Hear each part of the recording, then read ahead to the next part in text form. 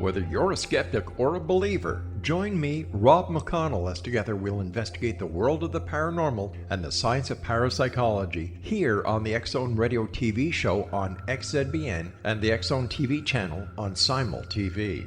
Since 1990, the X-Zone Radio TV show has been the place where people dare to believe and dare to be heard. Together, we'll investigate UFOs, aliens, ghosts, Bigfoot, psychic phenomenon, lake monsters, conspiracy theories, government cover-ups, the truth embargo, alien abductions, ESP, haunted locations from around the world, and so much more. With over 28 years of broadcasting and more than 4,500 individual guests, the X-Zone is truly a place where fact is fiction and fiction is reality, as evidenced by the credibility, integrity, and professionalism of the guests that we bring to our international audience. If you have seen a UFO, had a close encounter, seen a ghost, Bigfoot, lake monster, or a story that you would like to share or have investigated, contact me, Rob McConnell, by sending me your email to xzone@xzoneradiotv.com, or you can call toll-free 1-800-610-7035, extension 143, and on Skype, X-Zone Radio TV. For more information on the X-Zone Radio TV show with yours truly, Rob McConnell, visit www.xzoneradiotv.com or www.xzonetvchannel.com or simultv.com and xzbn.net. Until next we meet here in the X-Zone from our broadcast center and studios in Hamilton, Ontario, Canada, always remember, X-Zone Nation, keep your eyes to the sky and your heart in the light.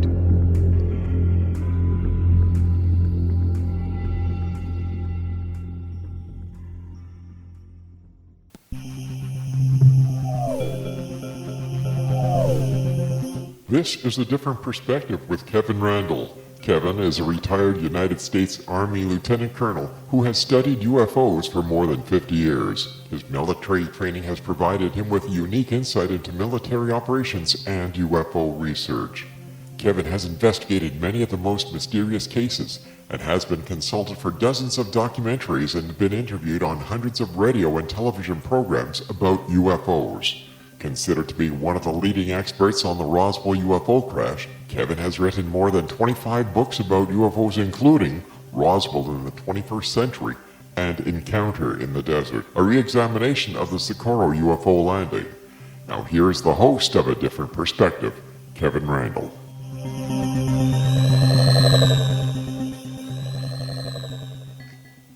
And welcome to this edition of A Different Perspective. I'm Kevin Randle. I usually start with a bit of a rant. I don't know why I started that, but I have started it. But today I'm really not going to rant about much of anything other than to mention that the curse of Oak Island, I think, has pretty well explained what's happened there. But I had an interesting thought this morning. There had been stories of lights on the Oak Island for many, many years prior to the boys going out there in 1795. And I think that was the British military out there. And I got to thinking about that. If the British military was there, the Navy, and it was some kind of naval installation there, which seems to be what they're proving, if somebody had actually buried treasure on the island and they came back some years later to find it and they found a whole naval installation there, they pretty well had screwed themselves out of their treasure. I don't think that's what happened, but I don't think there was never a treasure there. I think it all relates to the British, but that's a whole other argument. I have a personal note. I got a book called The Best of Blue Book, The Best of Project Blue Book. It's going to be published on April 1st. And I have another book that is due on April 1st, and I'm wondering if that maybe isn't some kind of a omen about the books. Anyhow, The Best of Blue Book is looking at the Project Blue Book files, some of the better cases, but rather than stopping with just what was in the Project Blue Book files, I'm able to add the decades of other information to the cases and come up with some better conclusions about that. And the other thing I wanted to say is I recently spoke with Brenda McKirkland, who was on this program a number of years ago. She is the lady at the Special Collections at the University of Arlington, University of Arlington, Texas. And she told me that after she had appeared on the program, she had gotten a call from somebody in Texas that had some documents that they wanted to donate to the special collections. And she thanked me for opening up that avenue of communication, I guess, with this person. And I thought that was kind of neat that we actually did something good for the University of Texas at Arlington about that. So I am going to be joined here with Robert Koford. He has been with the post office for more than 36 years. He has been interested in the UFO subject since he was a young boy. He has read through lots of files from the UFO program, and after several years of research has found essentially what he was looking for in the form of the Air Defense Command's 45-5 for 6 February 1948 and 25 March 1948, and Air Force Regulation SAC Directive 200-2 for 25 March 1948. These are two examples that he believes demonstrate the importance placed on the flying disc subject, but also reinforce the 25 March date for the Aztec crash, and we'll get into that here. There are several historic incidents that seem to corroborate the claims of a disc landing near Aztec on March 25th, 1948. Robert, welcome to A Different Perspective. Thank you. Thanks for the opportunity. Now, you're talking about the Aztec UFO crash. And what do you find is the most persuasive evidence that something actually happened there? Well, what I like to say, my position right now is all old information should be put on a shelf behind us and then start from this, that on that morning, that Thursday morning, General Carl Spaatz declared an emergency. And at the time, and in some historic publications, they try to make it sound like he was seriously worried that the Soviets or the Russians were about ready to launch a surprise attack on us. This warning is confirmed to have begun on that Thursday morning, March 25th, through an interstaff memo between General Timberlake and General Anderson that confirmed that it was that Thursday morning. Now we're talking about the date of the alleged crash at Aztec, New Mexico. That's exactly right. Yeah. And you're suggesting that the memos you're speaking of are a response to the information that came out of Aztec about that crash. Well, what I'm saying is what you can see with the evidence, the real evidence, what we can look at, is that the emergency that General Spaatz declared. I tried my best to go through historical material, a lot from the CIA. And they didn't even know what General Spaatz was talking about. They were all scratching their heads. They couldn't figure out why he was so worked up. And this emergency he declared was a big deal because we didn't have enough air defense equipment in place to do what he wanted. And everything like a scramble had to take place where they had to get everything they had out of mothballs from the war, and they started having to piece together something immediately, beginning that Thursday morning. So something big happened.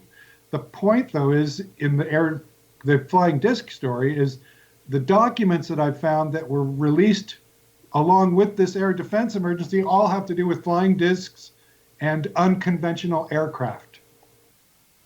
But there is nothing that links it directly to Aztec.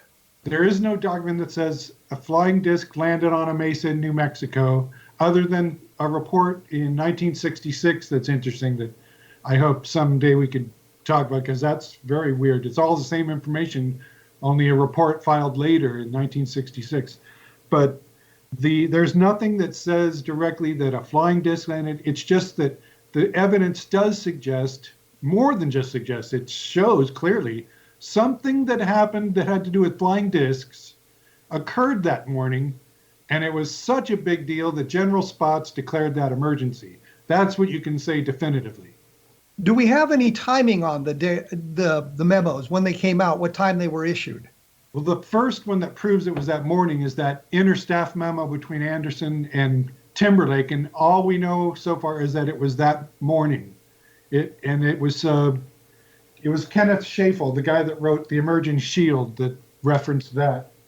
So I haven't read that one, but that would be the most important one for me to get a hold of, would be that memo. But he cites it when he cites the date. He cites that memo. So we do know that it was that. I say that because there is other information you could read about air defense history that will tell you that this alert happened on the 27th. but that's way off because you can prove even with the CIA files, it was that Thursday morning.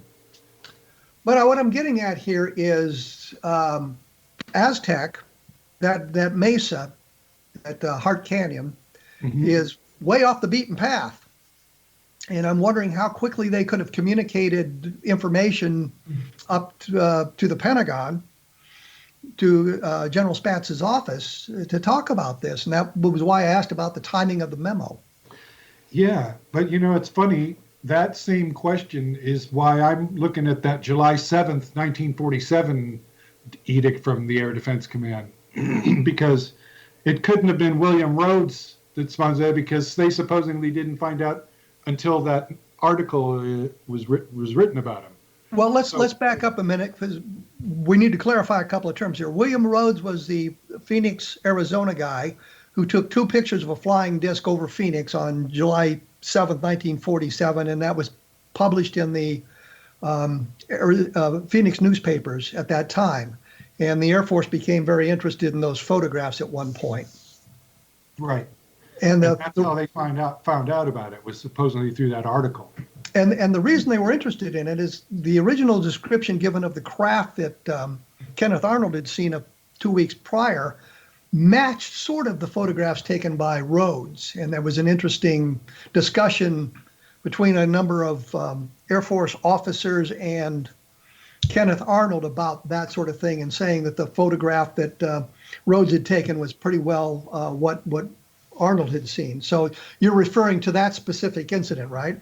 Right, and that on that date, July 7th, that he had that sighting, supposedly, an Air Defense Command directive was issued, just like the 45-5 on 25 March. So you see what I'm saying there? That if you go in the Blue Book files, you'll see that someone, and obviously Professor Hynek read these because he's notated in the side margins, but you can see someone asked for information about the Oregon sightings on the 4th and anything up to the 7th. Someone initiated that, and so they also cite that ADC directive for the July 7th. So I was wondering why the ADC offered that letter of directive on that date.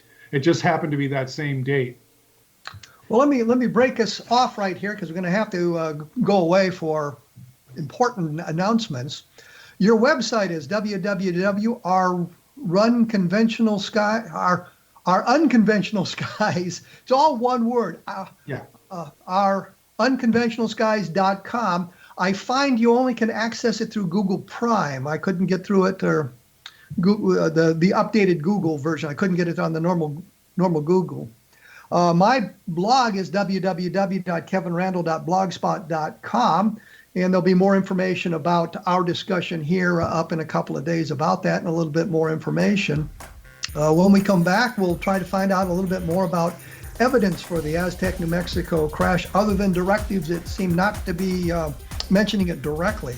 We will be back right after this with Robert Koford, so stick around.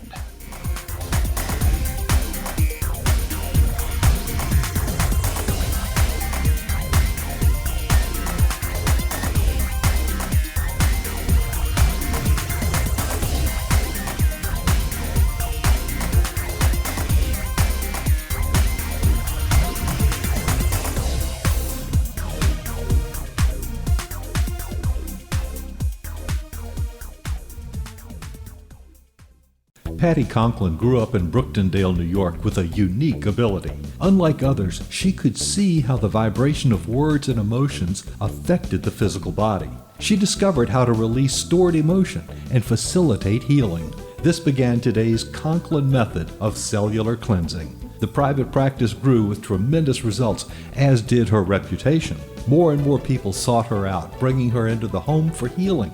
She soon realized she could even teach this to others, and they could shift perception and thus prevent illness from occurring.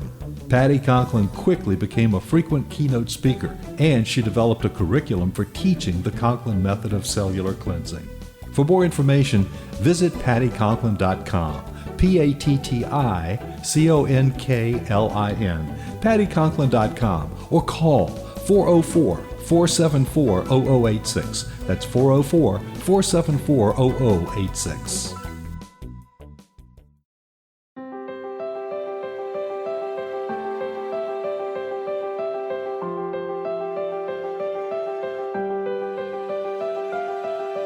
Mission Evolution is dedicated to the well-being of the planet and animals, as well as the evolution of humankind. One major factor threatening all three is increasing toxicity. Heavy metals and other environmental toxins are poisoning our bodies, deteriorating our brains, blocking our spiritual connection, and shortening our lives. Yet these poisons are extremely difficult to remove. I'm Gwilda Wiyaka, and I recently became aware of a product created from the marriage of nature and nanotechnology called Vitality. It's formulated from zoolite, whose crystalline structure binds toxins, gently carrying them out of the body. The light is only as clear as the window through which it shines. Clear your body, shine your light into the world. Visit vitalityhappens.com for a 20% discount. Enter code PATHHOME.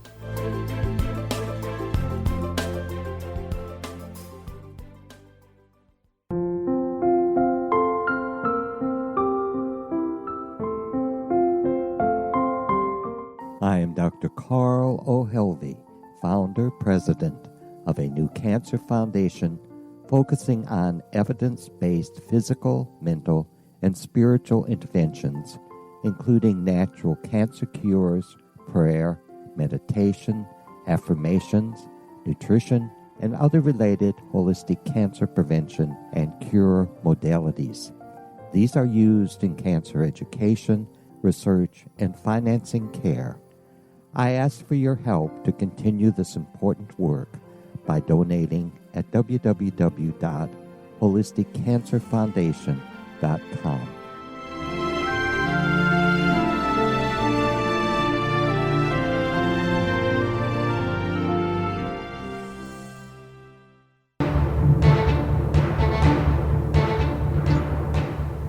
am joined here by Robert Koford.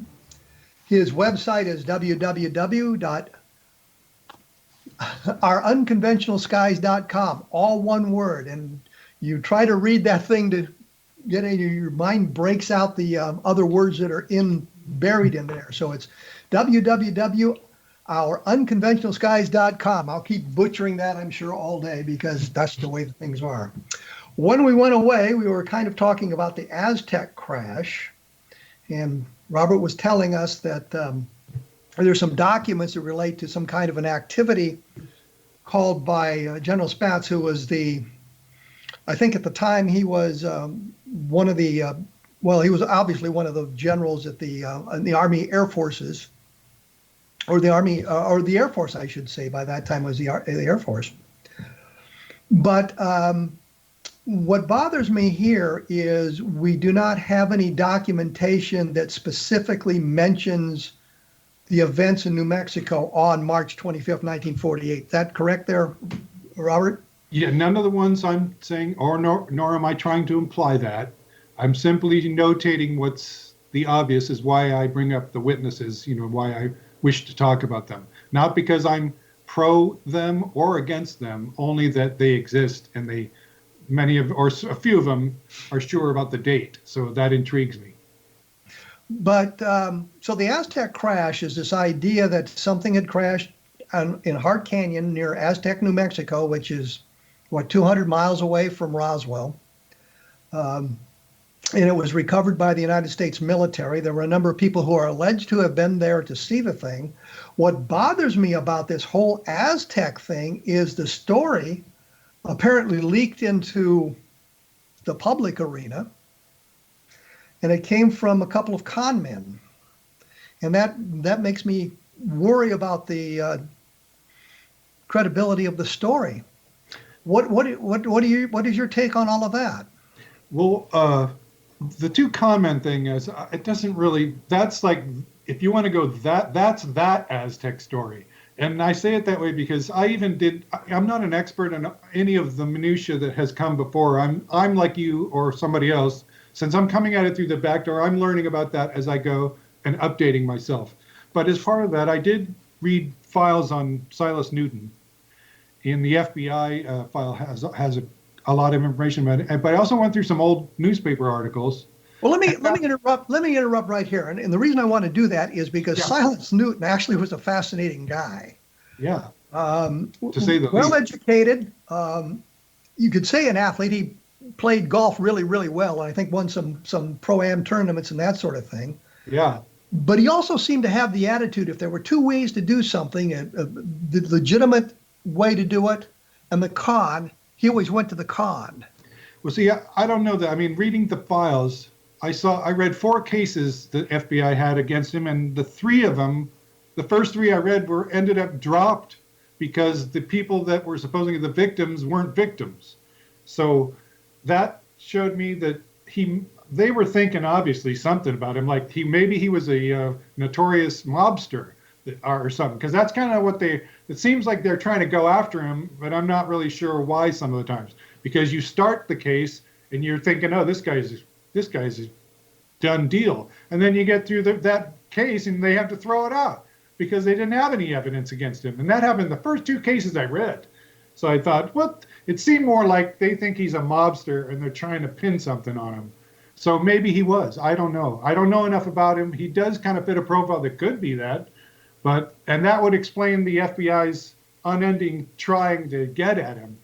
Well, I don't think of him as a mobster. I think of him as a con man. And a mobster you think is connected to organized crime, and a con man could be out there just having a good time making money by conning people. And he did get convicted for running a con on a number of people in Colorado. Right, except I mean, that's true, but a con, he didn't get anything out of that con, which is odd, because that's what a con is about. You con somebody and you get something out of it. He didn't get anything but heartache out of it for the whole time. That's weird. But as far as the case goes, it also is true that Scully, Newton, and I think one other person, Jordan, they countersued and won. Right after. Wait. Let's identify the players here. Frank Scully is the guy who wrote Behind the Flying Saucers, which details the crash at Aztec. Silas Newton, obviously, is the con man we're talking about. And the other guy is Leo Gebauer, who was a TV repairman, I believe, from Phoenix, Arizona. Now, remember, there are conflicting information about Gebauer because they had the wrong guy the first time. So they had all this information built up, and it was a different guy completely. And I think a lot of that is bleeding back and forth into this story. Like I told you, I'm still actively looking into some of the things you're bringing up right now. So I'm catching up, and I'm getting there. But I will say that the descriptor that you see, traveling con man, it definitely does not fit. I'm not exactly sure what does fit, but they certainly weren't 2 low-level 2-bit con guys, and for there being a big con here, they certainly didn't get anything out of it, nor did they seem to think that part through. So there's some stuff there that still needs to be weeded out for me anyway, before I make some kind of decision on how I feel about it. Well, before I let that go, let me just say this. It seemed to me that they created the idea of the crash saucer so that they could convince investors in the piece of equipment they had that would allow them to detect oil deposits far below ground. And it was the alien technology that was supposedly giving them that ability. And that would have been part of the con. The fact that it didn't pan out is not an excuse to disbelieve the story. I think that when you take a look at all of this stuff, and it was J.P. Kane from the San Francisco Chronicle who pretty well blew the story out of the water back in 1952 after the book Behind the Flying Saucers came out. So I've looked at this. I've heard Kane's speech about this whole thing a couple of times. It's out there on the internet, I believe. So that I'm quite dubious of this crash, especially because there's no newspaper articles that relate to it. And a number of people who lived in Aztec in 1948 said it never happened. Yeah, I've heard that. That's like people like your friend. I get that a lot of that information comes from your friend Monty. I take it about the people not talking about it. Not just him, but Carl Lorenzen. When this whole thing blew up again in the mid 1970s, when Robert Carr came out with his article that said the Aztec UFO crash was real, and then a fellow named Mike McClellan did an article for UFO Universe, I believe it was, that said, the Aztec crash is a hoax. But Cora Lorenzen had looked into it, and she had talked to the guy who was sheriff in 1948, who said it didn't happen, and talked to a number of other people who said it didn't happen. So it's not just Monty Shriver's whose information we're looking at. It's a number of other people who've investigated the case several times over the years, and they were never to get to the point where they can say, yeah, this event took place. Yeah, and I know that too, and I'm including all of that as I'm looking into this. I'm looking into all of that too, and I'm trying to get as caught up as I can. But I guess that's my biggest point, is that all of that stuff exists, and it all has to be taken into account. But at this point, for me, and the way I'm coming into it, I cannot deny that something huge happened that morning, and that is pretty much a verifiable thing. And it's more than just coincidence that these directives that were issued were all having to do with flying discs and unconventional aircraft. And at that same time, the General Staff Intelligence Group got involved, and the same morning. And it had to do with unidentified object and unconventional aircraft and reporting it to them. And so there's definitely an anchor, you could, in quotes, of a flying disc event that does seem to match that date, March 25th, 1948. So my position is where I'm coming at right now. I'm trying to see if there's any of this older information, and including other stuff that we haven't mentioned, that seems to continue to corroborate that, or as you're thinking, it's all going to crumble. But something definitely happened. I mean, General Spaatz was wigged out. There's no doubt about it. And the other people in the national security arena just could not figure out what he and General Chamberlain seemed to know that nobody else seemed to know. But do we have any firsthand witnesses to the event in Aztec? People who were there and said, yes, I saw this, other than Newton and Gebauer, who were talking about how the whole thing transpired. Yeah, well, see, that's my point, because there's I phoned Scott Ramsey a couple times and asked him his opinion on if the witnesses he's talked to, which ones did he say stood out the most for him, that was most credible. And he mentioned this guy named Ken Farley. So I'll just use him just as an example. Yes, he's, if you just look at this alone, you can shoot holes in all kinds of places with eyewitness testimony. But that's really my point, is I can get a foundation that something happened, and we're going from there. Now, this person happened to say, without knowing the information I have, he happened to say that was the day it happened. And he was sure because he was traveling that day. So it was in his mind. And there are a couple other people. So that's important to me because they're specifically saying it was the 25th. And that's the anchor date that I'm working with. Well, let me interrupt here again because we're going to have to take a break. The website is www.ourunconventionalskies.com. I've learned how to read this thing.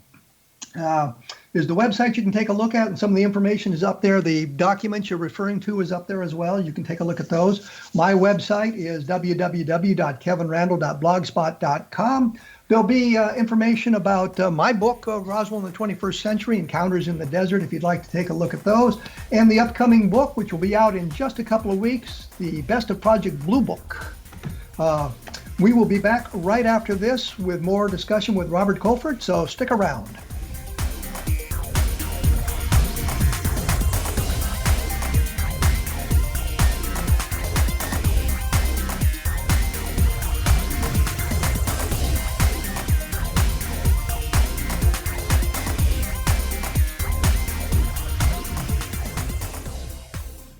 Audience. If you have seen a UFO, had a close encounter, seen a ghost, Bigfoot, lake monster, or a story that you would like to share or have investigated, contact me, Rob McConnell, by sending me your email to xzone@xzoneradiotv.com, or you can call toll-free 1-800-610-7035, extension 143, and on Skype, X-Zone Radio TV.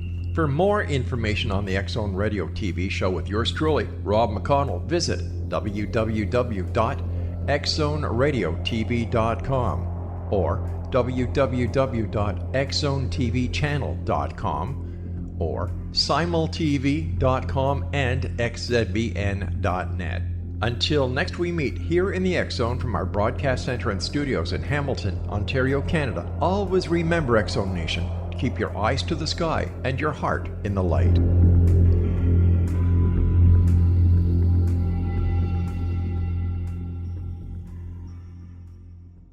Join Patty Conklin and Healing Within Radio each week. More than entertainment, Healing Within offers educational, useful tools for everyday life. Listen for help overcoming fear, anxiety, and depression. Patty knows about eliminating cancer, MS, dementia, Parkinson's, and a host of illnesses that we face every day. Life can be good. Life is good. All you need are simple tools to start changing your life. Start right now by visiting pattyconklin.com, PATTICONKLIN. No matter where you are in the world, you can work with Patty through Skype, phone, or in person, visiting one of her retreats in Georgia. Visit pattyconklin.com today or call our offices at 404-474-0086. That's pattyconklin.com or call 404-474-0086.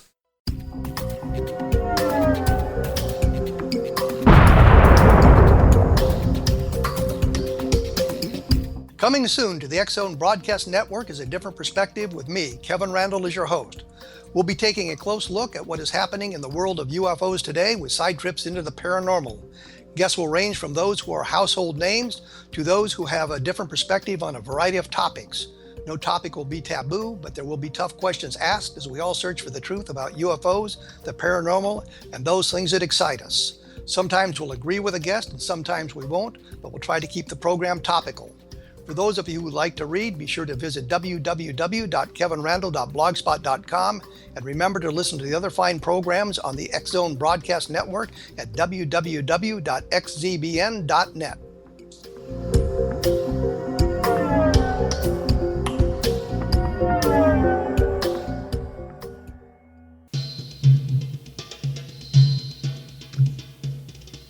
I'm sitting here discussing the Aztec UFO crash with Robert Koford. When we left, we were talking about witnesses to these events. You mentioned a guy named Farley. Did Scott Ramsey talk to him personally? Yes. He, in fact, he was trying to get a hold of Bill Steinman, I guess, and Bill had already published his book by the time this guy came on the scene. So he was, and essentially they transferred him to Scott, who was coming in to the investigation, and he took it from there, and he was able to do some interviews with him. Let me identify the players again. Bill Steinman wrote a book called UFO Crash at Aztec, which is not the best reference book available. There's a lot of problems with that. And some of the conclusions he draws based on his investigations in Aztec, and you'll give him credit for going to Aztec and talking to people, but he went in with a bias that there was something there and people were lying to him about their involvement and that sort of thing. But so Steinman put Farley in touch with Scott Ramsey. Is that correct? That's, from what I can gather, that's the way it happened, yeah. But didn't Farley say he was working at the working on the El Paso natural gas pipeline at the time? I've got to get Scott's book and check that, but I'm not clear. You know, if you know more, it sounds right, but I know there was some question about the gas company name, and I'm not the expert in that department. I would, unfortunately, we'd have to make a party call and get somebody else in here. The expert on that is Monty Shriver. Okay. And I'm going with what he told me, and I have no reason to disbelieve what he said. Was the El Paso natural gas pipeline wasn't there in 1948 and wasn't built or constructed until 1950, which would suggest that maybe Farley's memory is slightly off on that sort of thing. Could be, but you remember, I'm going with an anchor first. I got the date. I know something happened on this date, and these coincidences of other people telling stories of something that they know happened on that date, you know, I'm just paying attention to them, and I'm trying to make a judgment like you are. Well, let's take a look at that kind of coincidence. Didn't the MJ-12 document hang everything on the date of December 6, 1950, because there was a big flap over some kind of an unidentified flying object coming toward the United States at that time. Right. And so we have that coincidence, but that was actually manipulated by Todd Zeckel, changing the date from what Willingham, who was the man who supposedly saw the thing, gave him from moving it from 1948 to 1950. My point simply is this, that we have a date that looks like we've got a good anchor date, December 6, 1950. And when we pursue it far enough, we discover that that's been manipulated by a guy who has a bias. So can't we say that while you've got a good date here, that it is just a coincidence, or that somebody picked that date simply because it was the date of this flap in 1948. Right, and that's exactly one of the things I'm trying to look at when I look at these witnesses. Is there a possibility, which is why I'm trying to find the best of these people, and did any of them ever talk to each other and work out this date? And those are important things for me to know, because, like I said, I am sure something happened, and it had to do with flying discs. And not only that, it was important enough to make General Spaatz declare an emergency, which we didn't even have the capability of doing what he wanted. I mean, it was a really big deal. What's that? We got that. We understand that. But the my witnesses point are simply, I'm like you. I'm looking at them. I'm assessing the same things you are. I asked that question. Could they have made up the date after the fact? And it doesn't seem logical, because it took me a lot of work to find this out on my own in air defense history research. But let me ask you. Let me put it to you this way: what was the date that of the crash that's listed in Behind the Flying Saucers? They don't have a date. The best we got is summer of 1949 is when they're talking about it in the backseat of a. You're talking about Aztec? Yes. Aztec, yeah. They're in the backseat of their car talking, and that's in the summer of 1949. And he refers to it in the past tense. That's about as close as we get, other than their notes when Newton was speaking, when he did that famous speech in Denver. His notes are available, and I saw a photograph of one of his notes that he was keeping up there. In a margin, it was written summer of 1949, but it couldn't have been, because, like I said, in Scully's own book, when they're having this conversation, it was the summer of 1949. So that's as close as you can get to it as a date from Scully. I will help you out here, because I think Scully published some information about it in Daily Variety in, I think, early 1949. Okay. Or maybe late 1948. But we can trace the story back that far. But the point is, we don't have the March 25th date till sometime later. And I know that. Yeah, exactly. And my position is secure without abstaining. And this is where I'm going to stay. Is I'm coming at it from the other side, like a shadow looking into light, because all I know is something happened, and it definitely was a big deal. And a disc flying saucer landing on a mesa in New Mexico, that would be a big deal, and that would answer what I'm seeing, I guess you could say, if I'm going to play that game, which I do. But it's true. That story just happens to match perfectly with the things that I'm seeing that occurred afterward. And that's not the only thing that happened on March 25th. There were some other things. I sent you an article about that plane crash, which is interesting. I'm looking into that because of the July 18th incident that happened after Roswell. You remember that P-80 crashed? Yes. And then it just so happens on the morning of the 25th, a P-80 crashed, and it was reported that he was on a routine training mission. But that was one thing I wanted to ask you. I thought you might be a person to ask. We know that Spaatz declared this emergency, and it was a huge deal. Would there still be some kind of simple training mission going on in the skies that this guy would be conducting and getting in an accident like this? How logical is that? Is that okay? I mean, that's fine. I don't see a problem with that, and here's why. The training mission would have been scheduled long before Spaatz declared the emergency, whatever it was, and so the flight may have gone off. Mm-hmm. And so they may have then requested him to return. The Walesville, New York thing from 1954, where the airplane crashed into a intersection in Walesville, New York, and killed 4 people.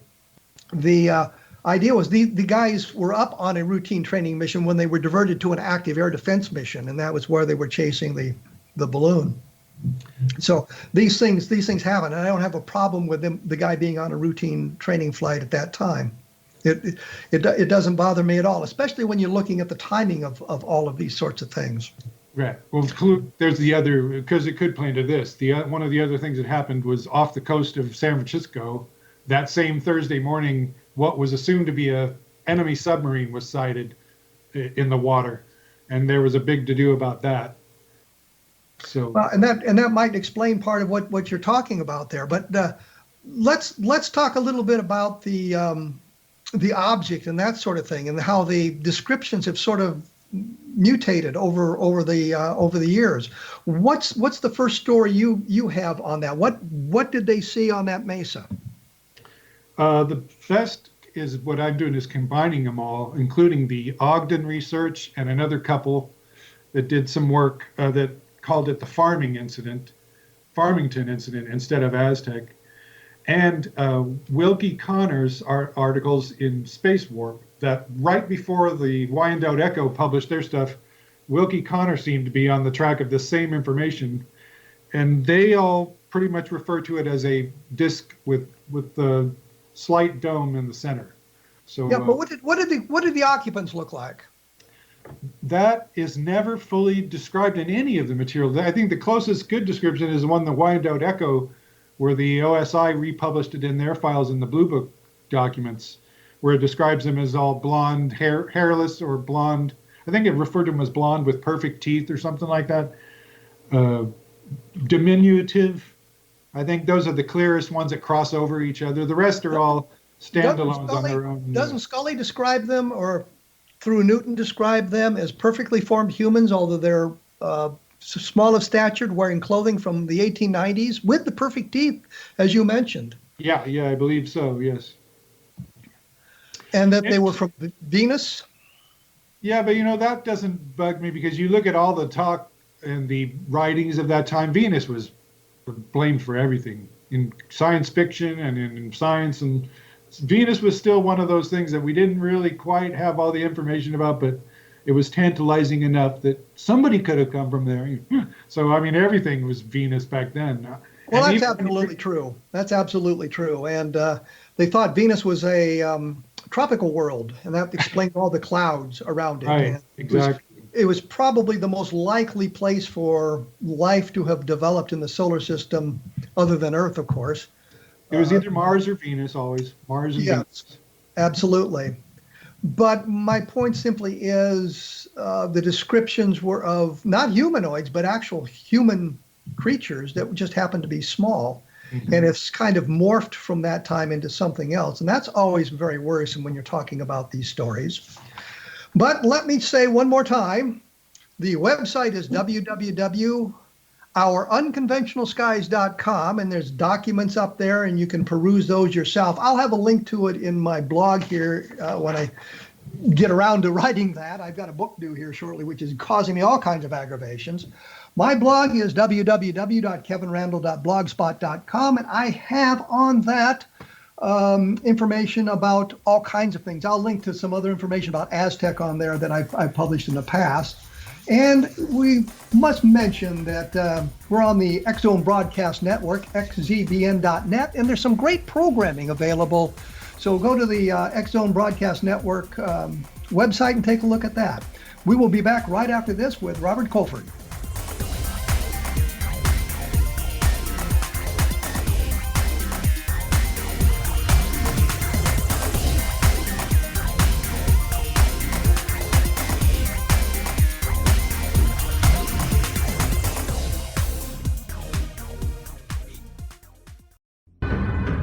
If you are looking for a safe, zero-calorie natural option to the harmful artificial sweeteners on the market today, Just Like Sugar is what you're looking for. Just Like Sugar is a wonderful natural alternative for those health-conscious people who choose a calorie-restricted diet with a great, pure, sweet flavor that tastes just like sugar. Just Like Sugar is a great natural option for people suffering from diabetes and may be useful in restricted diet programs where standard sugars are not allowed and does not cause a laxative effect of some other sweeteners. Just Like Sugar comprises a perfect blend of chicory root fiber, natural calcium, natural vitamin C, and Just Like Sugar's sweetness comes from the natural flavors from the peel of the orange. Just Like Sugar is a natural alternative to harmful artificial sweeteners and will change the way that you believe all natural sweetener products taste. Just Like Sugar is available at your local Whole Foods markets, Wild Oats markets, Henry's, Sun Harvest, and many other fine natural food stores in the U.S., Canada, and worldwide. They are here, and they've been here for thousands of years, making their presence known in the shadows. They might be seen by a lonely motorist on a deserted road late at night, or by a frightened and confused husband in the bedroom he is sharing with his wife. But who are they? What do they want? Why are they here? Perhaps most concerning, has the government been aware of their presence all along? The new book by Ellie Marzulli, UFO Disclosure, the 70-year cover-up exposed, delves into the world of UFOs. Can full disclosure be soon? Order now and receive a free hour and 37-minute DVD on the UFO phenomenon. UFOs are real. Get both the book and the DVD, a $40 value, for only $19.99. To order your book and DVD today, go to lamarzulli.net. That's LAMARZULLI.net. You have heard of the X Zone? Now watch it on Simul TV, plus 500 video games, live TV channels, free video on demand, worldwide, and more. Does this sound like tomorrow's television? Well, it is, but you can have it today, right now. It is Simul TV. Simul TV offers what the others only wish they could provide. 15 exclusive channels like X Zone, sci-fi, and horror. We are worldwide. No other provider offers that. 500 built-in video games. No need to have an extra expensive system. We have them included. Free video on demand. Live streaming events from around the world, interactive online network, and much more. Tomorrow's TV today. Simul TV. Sound too good to be true? Well, it's not. You can have Simul TV today. Sign up at simultv.com. Do it today.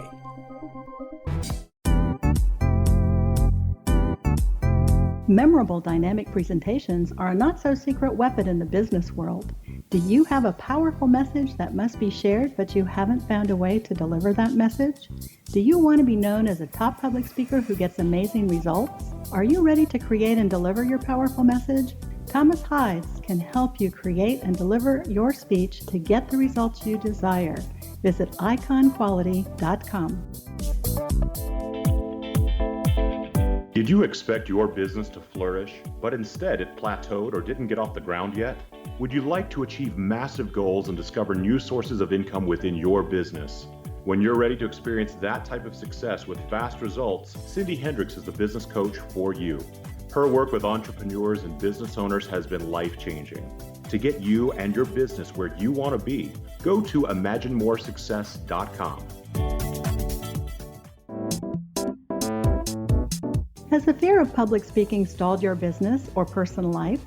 What would you give to develop and maintain supreme confidence? Have an invaluable private program to always perform at your best.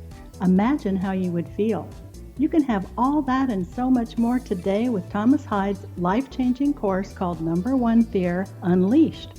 Visit numberonefear.com and be liberated from your fear of public speaking.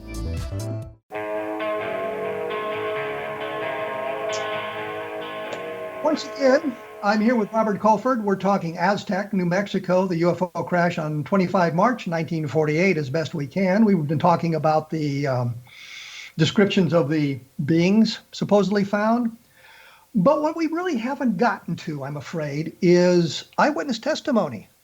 With Roswell, we were able to find any number of people who were actually there. We could prove they were actually there, who actually had something to say that was corroborated by other people. Yeah, we got a bunch of people who are making crap up and causing us all kinds of aggravations.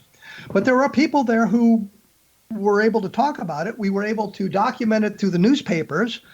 The information went out over the wire. So we had some good information like that. But with Aztec, we don't have any of that. We don't have any good firsthand witnesses. You mentioned Farley, but I think that there's some credibility problems there. I don't know of anybody else that really has come forward as a firsthand witness, and we're now probably not going to have that happen. But we don't have any really good firsthand witnesses for the Aztec case, nor was it mentioned in the newspapers. Yeah, well, I've made my position clear. I'm looking into some of that stuff currently. Now, I'm coming in from the other direction, even though I used to believe the hoax story. Because of what I'm seeing evidence for something big, and it seemed to only be general spots and a little bit of the intelligence group with the General Staff Corps, and they seem to know something nobody else knew. But you have nothing that links it to Aztec. Other than that date so far, no. Other than the date, which could be coincidental. And what I'm asking about specifically, there was nothing mentioned in any of the newspapers in the local area.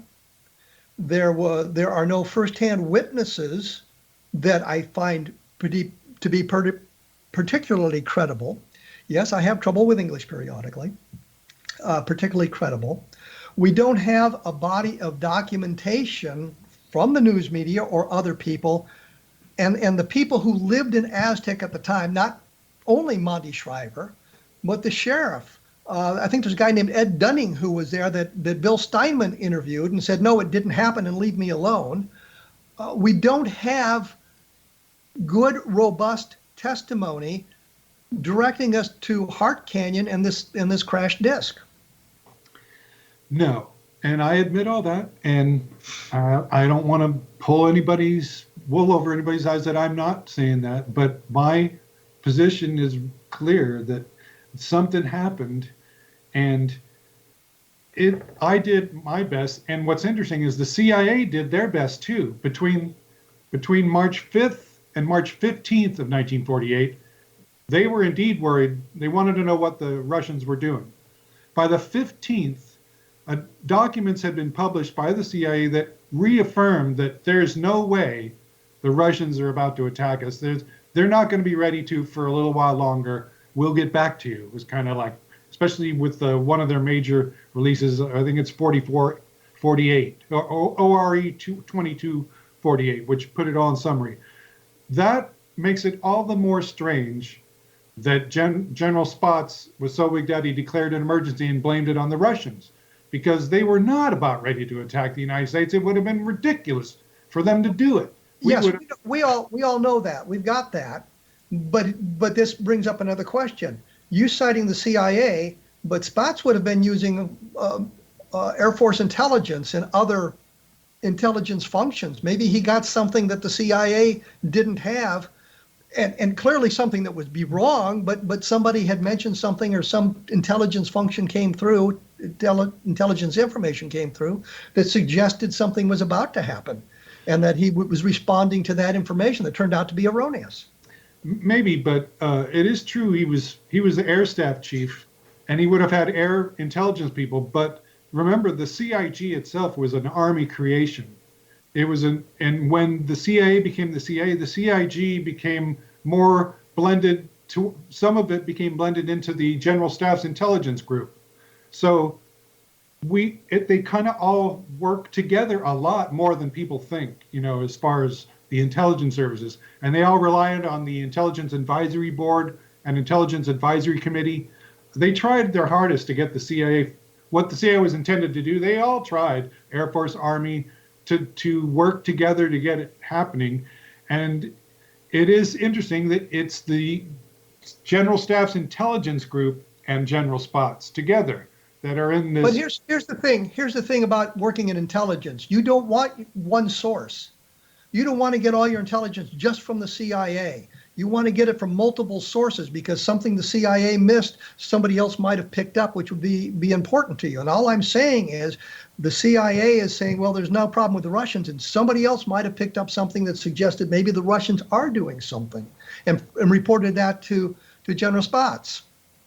Well, that's what the whole thing about the March war scare was. It started on the 5th. General Lucius Clay sent a memo to General Chamberlain with essentially that kind of in mind, and it did cause a temporary stir. That's kind of my point. We had already gone through that, came back out of it, which there was multiple people involved in finding out because they were worried. Are the Soviets going to attack us?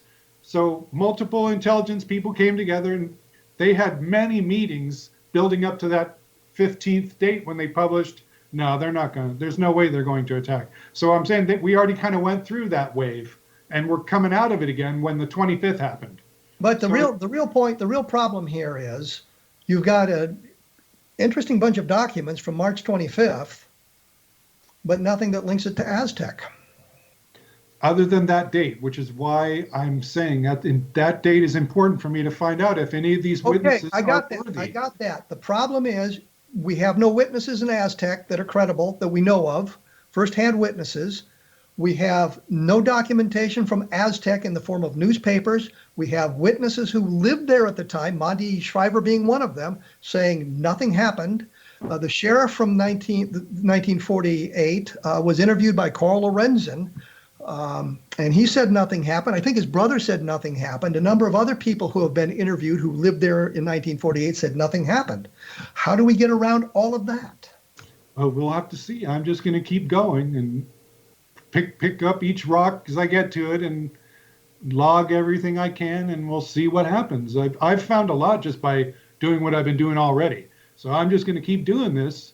I hope we have enough time, though. Real quickly, we didn't cover that fake MJ-12 document that was released a couple of years ago, but that's another point if we can make it really quick, because you got about 3 minutes. One of the ways we knew that was fake, among other things, but is what I found here about this emergency, because whoever made that fake document pulled a lot of information from Bill Steinman's book, like plagiarized it to make that document, and part of it was that General Marshall declared an emergency and it was negated that same day. Well, we know that was not true. There was an emergency declared, but it was General Spaatz, and it lasted till early April. So that alone, that would not be a fake. I mean, that would not be a real document because it had fake information in it. So obviously it was not a real classified memo of any kind. And I think you've just proved my point here. Mm-hmm. But where we stand now, as I understand it, you're doing your research. You've pinned down a date that you think is authentic, and you're looking for additional information to either, I guess, confirm or deny that there was a crash at Aztec. You don't have any firm evidence that anything took place there, other than some, shall we say, rumors? Yeah, for me, not as much rumors, because I didn't know any of this other stuff first. And so it's kind of, for me, it's just a question of, wait a second, that's the date those people said, and so I feel I'm obligated to look at it from this perspective, because those people just happen to know that that was the date, and something did happen on that date. So I wanted to see if I can find out if they cross over and if it's good enough that I can stick by it. So we have a date that seems to be interesting, but we have really nothing much else. No, but it's a big deal. It's a huge question mark, because the Russians were not about to attack us, I guarantee you. So something spooked them, something big, something really big. Well, I think we're just about out of time, Robert. I'd like to thank you for joining us on A Different Perspective. I appreciate the insight you've brought to us about Aztec, although I don't think we've really resolved much of anything other than there's a mystery about the date and what may have spooked the people in the Pentagon. Yeah. Well, I appreciate the time. Well, as I say, it's www.ourunconventionalskies.com. Google Chrome is the way you get through to it. The regular Google search engine didn't bring it up, but Google Chrome will. And you can take a look at the documentation and the other information that is there for those of you who are interested in pursuing this a little bit further. I would like to point out here once again, because I can, that April 1st, my book, the Best of Project Blue Book, will be available. And I've gone through a lot of the cases. I use the Project Blue Book files as a stepping off point. Here's what Project Blue Book said about a specific case. Here's what we've learned in the decades since Project Blue Book closed. And there's a lot of the cases where information was developed after Blue Book closed about some of these classic cases. Level-Land springs to mind immediately, of course, because of what I was able to learn long after Blue Book closed.